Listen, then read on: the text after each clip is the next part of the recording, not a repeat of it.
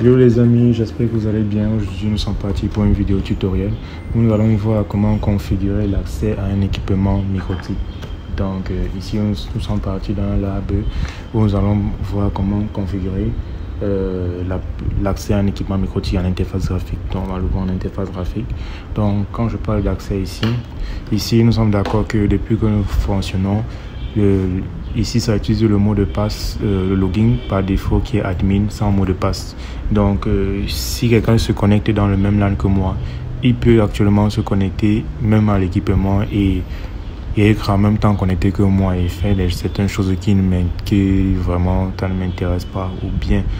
Donc on sait pertinemment pourquoi c'est important d'avoir des accès un peu plus sécure. Donc nous allons sans plus tarder. Ici je me logue par exemple ici avec l'adresse MAC. Lorsque je suis logué, il y a directement MikroTik par défaut me harcèle. Donc lorsque je n'ai pas encore paramétré de mot de passe, chaque fois que je me connecte un peu comme ça, MikroTik va me harceler avec ce petit message ici, your password has expired, par exemple, please change it. Donc mon mot de passe est expiré, pourtant je n'ai même pas de mot de passe, il me demande de le changer. Donc il veut en fait que je mette un nouveau mot de passe. Ici, ce petit message ici, c'est en fait pour changer le mot de passe, pour mettre en fait le mot de passe sur compte admin. Comme ici il n'y a pas de mot de passe, donc ici directement je peux à partir d'ici changer le mot de passe. Donc, lorsque MikroTik me propose cette page, je peux déjà fixer un mot de passe sur le compte admin. Il laisse old password pour l'ancien mot de passe, un champ. Comme c'est vide, il n'y a pas d'old password. Maintenant dans new password, je vais mettre par exemple admin et je veux confirmer en mettant également admin, le même mot de passe, et je mets change now. Lorsque j'ai mis change now, à l'instant T, si je me déconnecte, je ne peux plus me connecter avec juste admin sans mot de passe. Donc je vais essayer de me déconnecter et j'essaie de me connecter à nouveau. Vous voyez, error, wrong username or password. Donc soit le username est invalide, soit le password est invalide. Et ici, maintenant pour me connecter, je dois avoir le mot de passe admin. Ok, lorsque je renseigne admin, j'ai accès à l'équipement. Donc ici, ça c'est un compte admin. Maintenant, nous allons voir comment créer un autre compte avec d'autres droits, des privilèges et même supprimer le compte admin si on veut. Donc ici, on part sur système. Dans système, ce sont des paramètres système. Et ici, on va chercher user, système user, le voici. Dans user, on change pour utilisateur. Ici, nous avons la possibilité de créer les utilisateurs directement ici. Ici, nous avons la possibilité de créer les groupes, c'est-à-dire des privilèges. Ici, c'est des privilèges. Est-ce qu'on aura un privilège en full, en write, en read? Ici, c'est pour les SSH, les SSH et tous les SSH privés, et les utilisateurs actifs. Donc, ici, on voit par exemple que l'utilisateur admin est actuellement actif sur l'équipement. Ça sont les utilisateurs qui sont actifs avec la date de connexion, par exemple le 3 octobre à 18h06. Donc, utilisateur actif admin avec l'adresse MAC, il est connecté via Winbox avec le groupe full. Donc ici, ce que j'ai fait, c'est venir dans un groupe, par exemple, pour créer un utilisateur. Je peux peut-être changer. Soit je viens ici dans user et je crée directement un utilisateur. J'avais le bouton plus. Je peux mettre un nouveau nom, par exemple Aurélien. Et en groupe, maintenant, j'ai la possibilité de choisir les groupes directement offerts par MikroTik, c'est-à-dire le full, le read, le write. Dans le full, ici, full pour dire qu'il a le total contrôle sur l'équipement. Donc, il a les accès en full. Il peut voir, il peut manager, il peut tout faire en fait. Il peut faire tout ce qu'il veut. On va voir ça un peu plus tard. Après, il y a le read également. Ici, il n'a que la possibilité de lire en fait. Il n'a que la possibilité de monitorer de façon de façon visuelle sur une commande. Il regarde, juste il regarde. Et même là, il peut les limiter à ne pas voir par exemple les mots de passe, etc. Et on a le write. Ici, il a les possibilités d'écriture, c'est-à-dire appliquer certaines commandes et tout. Donc, le write est un peu à mi-chemin du full. et le read c'est un peu le dernier. Donc je vais choisir ici full par exemple. Maintenant ici j'ai l'option Allo Address. Dans Allo Address, j'ai la possibilité de spécifier quelle adresse IP, avec quelle adresse IP l'équipement va se connecter. Si je viens par exemple, je viens faire Windows R, je vais regarder quelle adresse IP j'ai récupéré dans le réseau. Je vais faire en faisant IP config. En faisant IP config, j'ai récupéré la 10.40. Voilà. Donc ce qui veut dire que si ici, je mets l'adresse IP 192.168.10.20, voilà, /24. Ça refuse le masque, donc je retourne. Donc si j'ai cette adresse IP ici, voilà. Donc tant que l'utilisateur Aurélien n'a pas cette adresse IP ici, il ne peut pas se connecter à l'équipement, même s'il renseigne le bon username et son bon password.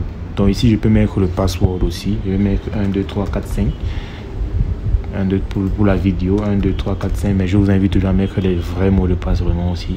Mais le plus important, c'est de ne pas oublier aussi ces mots de passe. Donc là, c'est autre chose. Donc en fait, même si l'utilisateur Aurélien se connecte avec le bon login, donc Aurélien et le mot de passe 1, 2, 3, 4, 5, tant qu'il n'a pas cette adresse IP ici là, il ne va pas pouvoir se connecter. Donc si je me connecte actuellement et que j'ai l'adresse IP, je continue à avoir l'adresse IP ici, dans la 10.40, je ne vais pas pouvoir me connecter parce qu'il n'y a que la 10.20 qui peut se connecter à l'équipement. OK? Donc, je vais mettre Apply, par exemple, je valide. OK. Donc, ici, maintenant, j'ai la possibilité de créer des groupes. Voici le groupe full qu'on a utilisé tout à l'heure, qui est déjà un groupe créé par défaut avec les permissions locales SSH reboot. Donc, il peut établir des connexions SSH, redémarrer l'équipement, écrire des commandes, faire et voir des mots de passe, etc., faire des connexions Telnet, sortir des fichiers, importer des fichiers, lire, bon, bref, il a tous les privilèges. Il a tous les privilèges, excepté par exemple Dude, excepté Dude par exemple, qui est là, on verra ça un peu plus tard, mais qui est également une interface proposée par Microtik pour monitorer nos équipements. Donc voilà. Donc après ici, ici on a ici le read, voilà, les privilèges en écriture, voilà, en lecture, je veux dire, en lecture read. Voilà, en lecture. Donc, il ne peut pas, par exemple, exporter des fichiers, il ne peut pas écrire des configurations, des configurations, etc. Après, on a le write. Ici, il a les privilèges d'écriture, il ne peut pas exporter des fichiers. Donc, c'est un peu ça. Donc, je peux créer moi mes propres privilèges. Ici, je mets, par exemple, je ne sais pas trop quoi, je ne sais pas, mes privilèges.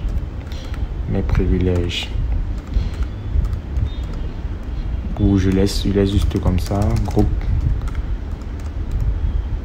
1, voilà, groupe 1, voilà. Ensuite je peux par exemple choisir uniquement le reboot et je choisis, donc il ne peut que reboot l'équipement, uniquement ça, donc il peut que redémarrer les équipements. Donc c'est un peu ça. Donc imaginez, on crée sur un utilisateur qui ne peut que redémarrer les équipements, voilà. Et ou par exemple il peut que se connecter par Winbox, il ne peut pas faire les connexions Internet ni SSH, voilà. Et il ne peut que le regarder, voilà, le read, voilà, il ne peut pas écrire des configurations, voilà. Donc c'est un peu ça. Voici comment on peut créer un simple utilisateur, voilà. Donc j'ai créé l'utilisateur ici, groupe 1, et je vais venir créer un second utilisateur qui va utiliser ça. Donc je vais mettre par exemple ici Ndié, utilisateur Ndié, et dans Ndié je vais maintenant choisir le groupe que j'ai créé, groupe 1. Ensuite son hello adresse, je vais mettre la 192.168.20.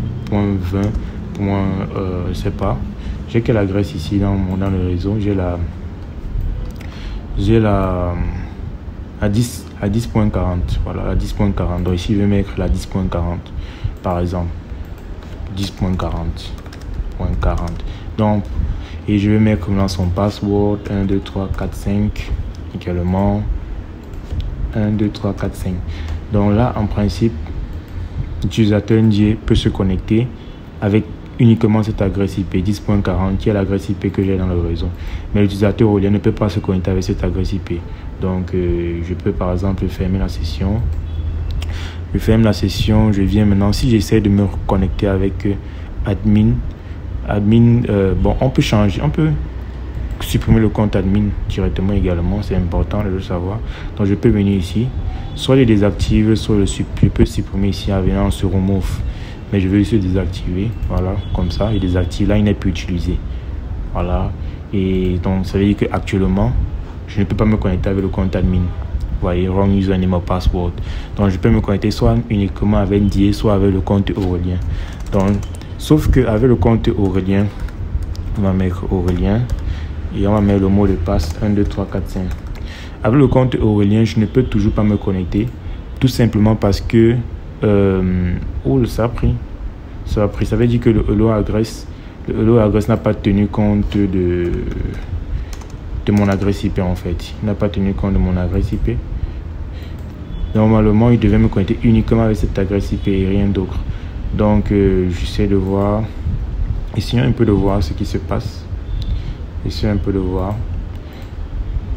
J'essaie un peu de voir ce qui se passe. Bon, là, je vais d'abord un peu jeter l'adresse que j'ai, voir. Je vais faire ipconfig/release. Et ipconfig/renew pour changer d'abord, renouveler mon bail. Ok. J'ai repris ma 10.40. Bon, voyons voir. Donc là, l'utilisateur continue à se connecter. Sauf que, ouais, je comprends pourquoi. L'utilisateur continue à se connecter tout simplement parce que on a mis le hello adresse, on a mis l'adresse IP de l'utilisateur, n'est-ce pas? Sauf que là actuellement, l'utilisateur Aurélien utilise l'adresse MAC. Là, je suis en train d'utiliser l'adresse MAC pour me connecter et non l'adresse IP. Vous voyez? C'est ça la différence. Donc, si j'utilise l'adresse IP pour me connecter, en ce moment, wrong username or password. Vous voyez? Bien que j'ai le bon username et le bon password. Donc c'est un peu ça. Donc lorsque je mets l'adresse IP, je ne peux pas me connecter à l'équipement. Vous voyez? Donc je ne peux pas me connecter à l'équipement. Donc peu importe ce que je vais faire. Donc la seule façon de me connecter à l'équipement, c'est de changer et mettre l'adresse IP autorisée. Vous voyez? Donc ici, là, on va essayer de se connecter avec le compte MDA. Le compte MDA par contre, son hello adresse est la 10.40, donc je peux me connecter avec l'adresse IP puisque dans le réseau j'ai pris la 10.40 et puis la 10.40. Vous voyez, j'ai pris la 10.40 et hello adresse sur le compte de NDA c'est la 10.40, donc je peux me connecter effectivement. Donc pour me connecter sur l'utilisateur Aurélien, soit je me connecte avec l'adresse MAC pour contourner cette règle, soit je change l'adresse si je me mets en 10.20. Donc l'idée c'est de changer l'adresse, l'utilisateur doit changer l'adresse et venir sur sa carte réseau, et changer l'adresse. Centre réseau et partage. Ok. Modifier les paramètres de la carte. Il vient maintenant sur sa carte réseau Ethernet. Ok, propriété. Il vient ici et il se met en 10 points. 10 points combien? 10 points combien là? Bon, je vais la refermer ça. 10.20 non, je ne me trompe pas. Un instant. Ok, 10.20. Donc soit je viens comme ça. Modifier les paramètres de la carte. Propriété. Je viens ici, je me mets en statique. Et je prends l'adresse 192.168.10.20. Voilà, avec le masque en /24 bien sûr. Mais ok. Voilà. Si je mets par exemple le masque ici en /16 par exemple, en /8 par exemple, je me valide. Ok. Ok. Voilà. Cancel et je viens maintenant, je me connecte à Aurélien.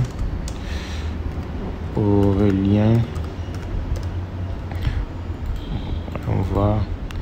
Me connecte avec l'adresse IP. Ouais, ça ne tient pas compte du masque, ok.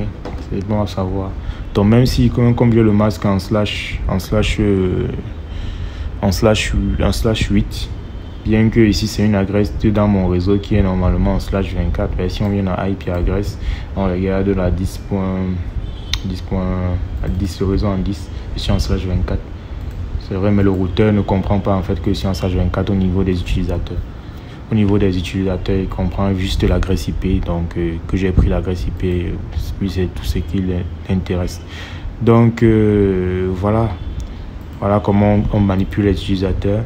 Donc uniquement avec l'adresse dans 10.20 que je peux me connecter. Donc si je viens changer cette adresse là, je viens ici, je viens en propriété, je change l'adresse, je me mets ici en 10.21. Actuellement je ne peux me connecter sur ni l'un ni l'autre. Automatiquement ma session ferme parce que mon adresse a changé. Donc je ne peux pas me connecter actuellement ni sur le compte Aurélien, voilà, ni sur le compte Ndié. Donc c'est un peu ça. Bien sûr avec l'adresse IP, parce qu'avec l'adresse MAC je peux toujours contourner cette règle et je me connecte. Donc voici comment on gère les utilisateurs.